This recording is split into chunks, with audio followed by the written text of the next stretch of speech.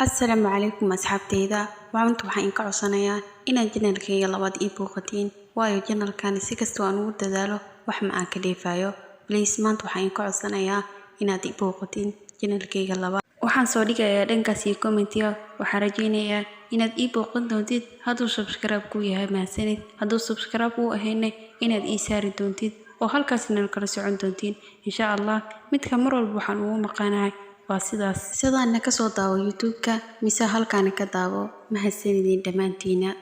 albaabkii markii soo furo waxaan arkay ayadu taagan aad baan u naxay waan ku qayliyay oo maxay iga rabtaa noloshii xaal daba dhigatay maya kama hari doono waligeeya aad ay arintaas iga xanaajisay oo anigana aad ku xanaaqay assalaamu calaykum waraxmatullaahi wabarakaatuh maanta qisadani waxay ku saabsan tahay aniga magacaygu waxa waaye Maxamed waxaan rabaa qisa igu dhacday inaan ka sheekeeyo waxaan ahay mid shaqada ku daahay in badan oo shaqadiisa aad ugu daalan laakiin maalinaasi aad ugu daahay oo shaqadii ugu badatay anigoo aad u murugaysan ilaa ay iga qabato daal fara badan iyo gaajo maalintaas waan soo baxay si aan u doonto cunto aan cuno waxaan imaaday maqaayada waxaan bilaabay inaan cunto cuno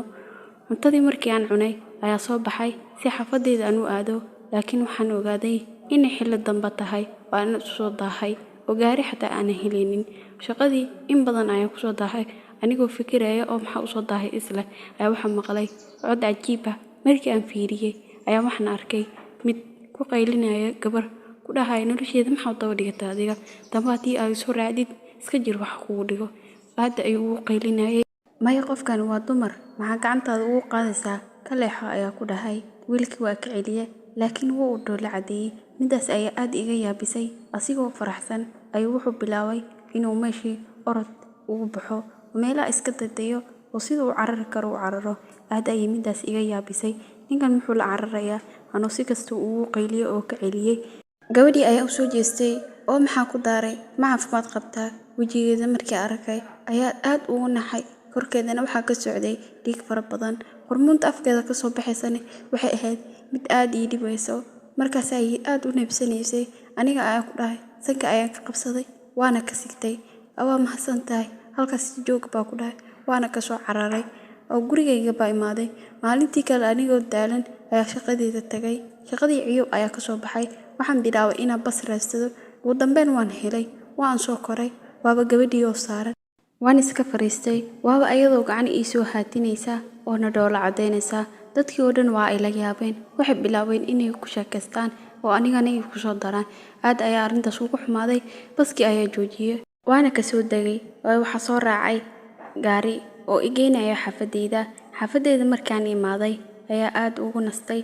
maalintii xigtay waaba ayadoo haddana meeshii shaqadii aan ka aaday joogto markay aragtay ayay waxay bilowday in ay soo cararto maya ha ii imaanin bartaad iga joog oo ku baryaa laakiin war ma iga maqlayso ugu dambeyn agteeda ayay imaaday waxaan bilaabay inaan aad ugu qayliyo oo ku dhaho aniga maxay u aragtay hadda dambe saan ila socodid booliska ayaan kuu sheegi doonaa waana ka tagay shaqadii markaan ka soo baxay meelaha ay fiiriyay ma joogto alxamdulillah ayaa dhahay xafadeeda ayaan imaaday nalkii ayaa daaray mobilkii ayaa soo dhacay ugu dambeyn waan qabtay waaba gabadhii oo igu leh nabarkaada ugu dambeyn waan soo halay oo yaa ku siiyay nabarkayga taasi iska dhaafay albaabka fur waa mobilkii baa igu jartay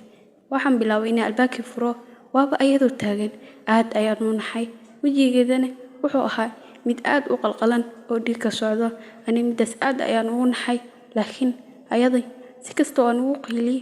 oo hadalkeeda madaxa ii xanuujiyo waxba meesha ka soo qaadeen albaabka ayaan ka xirtay ayadana waa ay dhoola cadeynaysay wayna baxday ugu dambeyn anigana waa iska seexday maadaama aad u daalnay maalintaasina waxaa jirtay dabaylo aad u tiro badan daaqadii ayaan fiiriyay